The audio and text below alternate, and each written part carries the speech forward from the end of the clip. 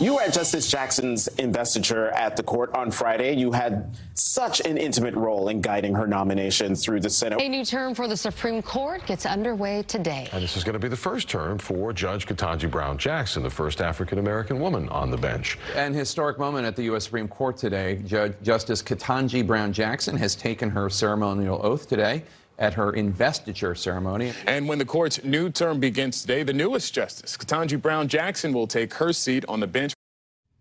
The history, the excitement, it's just overwhelming. Just some of the coverage from opening day at the Supreme Court, oddly missing from any of the coverage that we watched. And if you've seen any coverage of this issue, and we did not, please tweet us and let us know.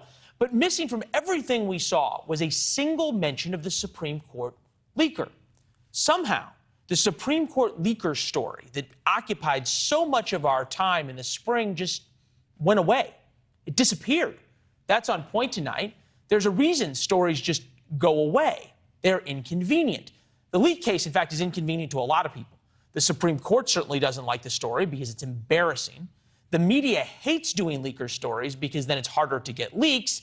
And the public doesn't really care about the leaker. They don't demand it.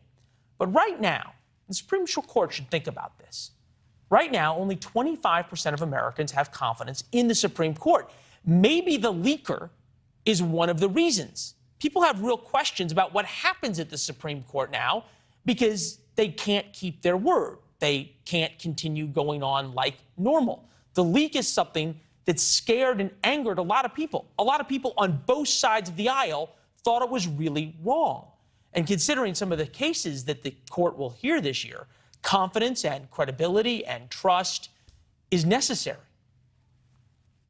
During the new term, the Supreme Court's expected to take up major disputes on voting rights, free speech, and gay rights. I think they're sticking with the 1996 law and saying we had no idea this content was there. I want to talk about some of the most consequential cases, and I want to start with Merrill v. Milligan.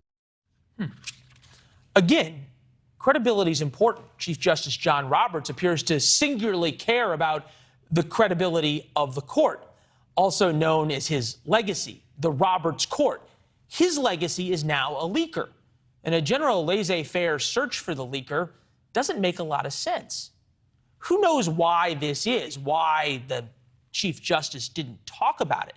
But it's not like he took to the bench today promising new changes, promising to make the court work like it used to, promising to keep the clerks in line and not leak. Didn't tell us what he told the new clerks about leaking. Didn't give an update on the investigation. Nothing. The story just went away.